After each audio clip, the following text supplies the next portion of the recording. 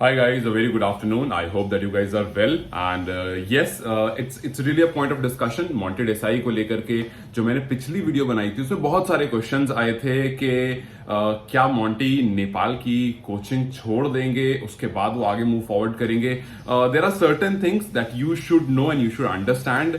और सबसे पहला ये कि देखो, जब मॉन्टे डेसाई नेपाल आए थे, जब उन्होंने नेपाल को कोचिंग देना स्टार्ट किया था, आई एम श्योर आपको पता होगा कि उनके पास दो ऑप्शन थे. उनके पास ऑप्शन था कि वो अमेरिका चूज करें, यूएसए टीम को चूज करें, और उनके पास ऑप्शन था कि वो नेपाल टीम को चूज करें. एग्जैक्टली जब वो आए थे उनके पास दो कंट्रीज से ऑफर थे. इससे पहले वो नेपाल को ऑलरेडी कोच कर चुके हैं. सो ही नोज कि नेपाल कैसी टीम है, कैसे प्लेयर है, कैसे ग्रो कराया जा सकता है. और क्योंकि वो ग्रीन कार्ड होल्डर है, वो अमेरिका के ग्रीन कार्ड होल्डर है, तो उनके पास एक वो भी ऑप्शन था कि यार मैं वहीं रह करके उस टीम को ग्रो कराऊंगा. सो दोनों ऑप्शंस थे, but then he chose Nepal. और आप सोचो, नेपाल चूज किया और उसका we have seen the growth, we have seen those back to back matches जो नेपाल जीता है. नेपाल का एशिया कप में क्वालिफिकेशन हो या फिर नेपाल का वर्ल्ड कप में क्वालिफिकेशन हो, हमने चेंजेस देखे आने के बाद. चाहे वो चाहे बैटिंग अप्रोच की बात करो, मेंटालिटी की बात करो. यस, आई नो कि बहुत सारी कमियां, बहुत सारी वो we are here to learn वाली अभी भी थिंकिंग है, जो कि धीरे धीरे चेंज हो रही. आप 1-2 साल में पूरी टीम को ट्रांसफॉर्म नहीं करते हो,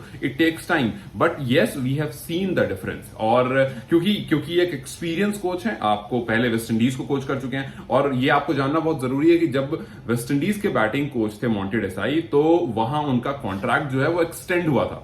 और जब मैंने पिछली वीडियो बनाई थी, जब मैंने आपको बताया कि मॉन्टे जो है वो हो सकता है कि आईपीएल ज्वाइन कर लेंगे राहुल द्रविड़ के साथ, राजस्थान रॉयल्स के असिस्टेंट कोच बनकर, क्योंकि ये दोनों पहले वहां पर थे. अच्छा एक्सपीरियंस है, अच्छे दोस्त हैं, एक दूसरे को जानते हैं पहले से, और दोनों पहले राजस्थान रॉयल्स में रह चुके हैं एज अ कोच. तो एक बार फिर से राहुल द्रविड़ के पास तो मौका आया है. और अभी जब एनसीए में दोनों मिले थे तो वहां पर ये डिस्कशन भी शुरू हुआ था कि यार हो सकता है ये दोनों वहां चले जाएं, बिकॉज सोर्सेज से तो खबर आ गई है कि मॉन्टे डेसाई के पास वो आ गया है, क्या कहते हैं, प्रपोजल आ गया है, और राहुल द्रविड़ के साथ बात भी हुई है. बट अभी इसका क्या, मॉन्टे डेसाई इसको क्या कैसा डिसीजन लेंगे, वो एक बहुत बड़ा क्वेश्चन है. क्योंकि फरवरी में मॉन्टे डेसाई का जो नेपाल के साथ कॉन्ट्रैक्ट है वो खत्म हो जाएगा.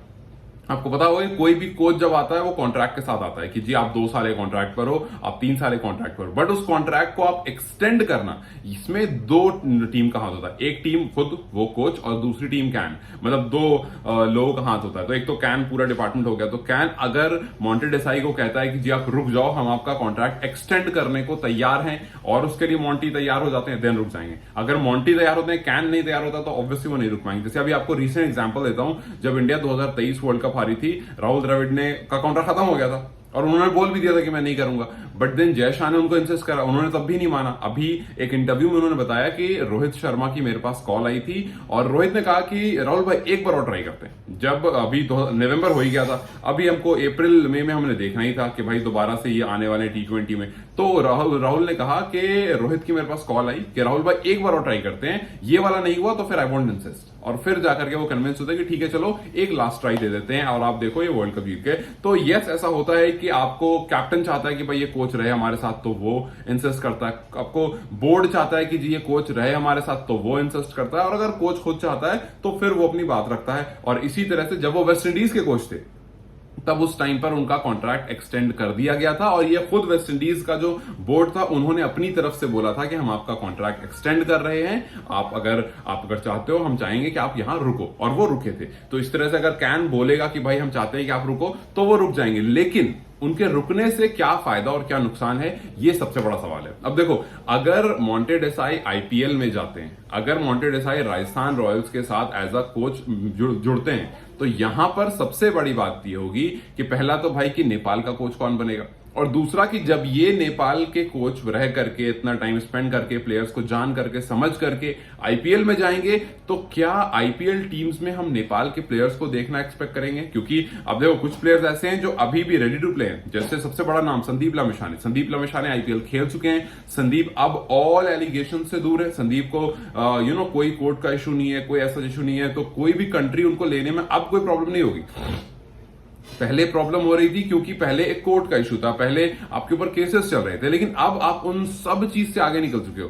तो Sandeep is one big name जो कि आ सकता है. उसके बाद कुछ और नाम जैसे दीपेंद्र सिंह आयरी. हालांकि आई नो कि दीपेंद्र सिंह आयरी को अभी भी बहुत कुछ प्रूव करना है, बट क्या उनको एक बेस प्राइस पर खरीद करके मैचेस मिले ना मिले that's not a big deal, but वहां पर रख करके, उस एनवायरमेंट में रख करके, उस एटमॉस्फेयर में रख करके, किसी ऐसी टीम में जहां पर आप लास्ट के मैचेस खिलाते हो उन प्लेयर्स को जो अपना डेब्यू कर रहे होते हैं आईपीएल में, कि भाई चलो ठीक है, अब 14 में से हम 10 जीत चुके हैं, ऑलरेडी हम क्वालिफाई कर चुके हैं, तो लास्ट के 4 मैचेस जो है वो हम अपनी टीम चेंज करेंगे। क्या कुछ ऐसा हो सकता है? राजस्थान वैसे एक स्ट्रॉन्ग टीम है। तो बहुत सारे क्वेश्चंस हैं, लेकिन इन क्वेश्चंस में अब सवाल यह है कि क्या मॉन्टे देसाई ये डिसीजन लेंगे, क्योंकि हमने देखा है पास्ट में मॉन्टे देसाई ने फ्रेंचाइज को भी कोचिंग दी है, मॉन्टे देसाई ने टीम को भी कोचिंग दी। मॉन्टे देसाई अफगानिस्तान के साथ रह चुके हैं, मॉन्टे देसाई नेपाल के साथ रह चुके हैं, मॉन्टे जो है वेस्ट इंडीज के साथ रह चुके हैं, मॉन्टे राजस्थान रॉयल्स, तो मॉन्टे फ्रेंचाइज और नेशनल टीम दोनों के साथ रह चुके हैं, दोनों के साथ काम कर चुके हैं, हर फॉर्मेट पर काम कर चुके हैं। सो एक एक्सपीरियंस कोच है, and there is not a shadow of doubt कि अगर वो नेपाल टीम को छोड़ते हैं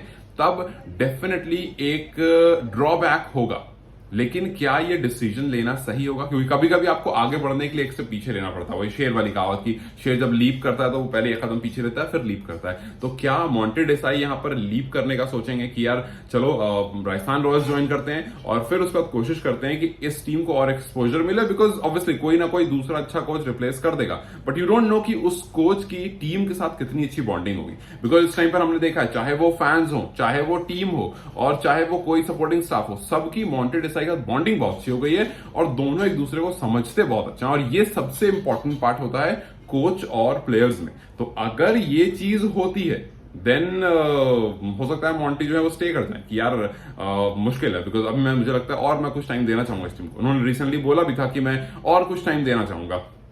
क्या वो 2026 तक रुकने का प्लान करेंगे कि चलो 2 ईयर और एक्सटेंड कर लेते हैं अपने इस कॉन्ट्रैक्ट को, या फिर कैन कहता है कि चलो 2 ईयर और एक्सटेंड कर देते हैं इनके कॉन्ट्रैक्ट को, या फिर वो कहते हैं कि नहीं भाई let's go, let's give this a go, Rajasthan Royals join करते हैं, कुछ प्लेयर को लेकर के आते हैं। लेकिन वन अगेन अगर कुछ प्लेयर्स को आप लेकर आते हो तो शायद as a whole, as a team का वो ग्रोथ नहीं होगा, बिकॉज आई स्टिल थिंक कि नेपाल के बहुत सारे प्लेयर हैं जिनमें कैलिबर है बट वो अभी बूम नहीं किया। जैसे आई डोंट नो व्हाई मुझे कुशल मल्ला को देख करके आई गेट दिस फीलिंग कि यार you know this guy has got it, but शायद वो अभी तक टच नहीं हुआ, अभी तक वो स्पार्क नहीं निकला है, अभी तक उनका बेस्ट नहीं आया है। जिस तरह से वो शॉट्स खेलते हैं, जिस तरह से मिडिल ओवर्स में आते हैं, मतलब उनके अंदर वो चीज है बट निकल कर नहीं आई। पता नहीं, उनको शायद कोई अच्छा कोच, कोई बेहतर कोच, या फिर खुद मॉन्टे देसाई थोड़ा और टाइम देकर के ग्रूम कर सकते हैं। बिकॉज बैटिंग को और बैटिंग माइंडसेट को जिस तरह से मॉन्टे देसाई ने ओवर द पीरियड चेंज किया है, वो आगे शायद नेपाल को अभी और जरूरत है। तो ये एक बहुत इंपॉर्टेंट और बहुत जरूरी डिस्कशन था मेरे हिसाब से, और मैंने सोचा कि यार आप लोगों से पूछूं कि मॉन्टे देसाई जो कि इतने एक्सपीरियंस कोच हैं, उन्होंने यूएस छोड़ करके नेपाल चूज किया था कि नेपाल को कोचिंग करेंगे, और फिर उसके बाद हमने देखा है किस तरह से अब तक टीम में डिफरेंसेस आए हैं। तो क्या मॉन्टे देसाई को नेपाल की कोचिंग कंटिन्यू करनी चाहिए फरवरी के बाद जब उनका कॉन्ट्रैक्ट खत्म हो रहा है? क्या उसको उस कॉन्ट्रैक्ट को दोबारा रिन्यू करना चाहिए, या फिर आईपीएल की तरफ बढ़ करके वहां नेपाल के प्लेयर्स को लाने की कोशिश करना चाहिए और एक अलग एक्सपोजर देना चाहिए? देखो दोनों एक अलग एक्सपोजर है और दोनों कहीं ना कहीं फायदेमंद है, बट कौन सा वाला चूज करेंगे? आपको क्या लगता है कौन सा वाला चूज करना चाहिए? मुझे कमेंट्स में जरूर बताओ। और it's a point of discussion, I really want you guys to start discussion so that मैं भी उसका पार्ट हो सकूं। Till then you guys have a good Sunday and enjoy your weekend. I will come tomorrow with some other discussion. Take care, bye bye.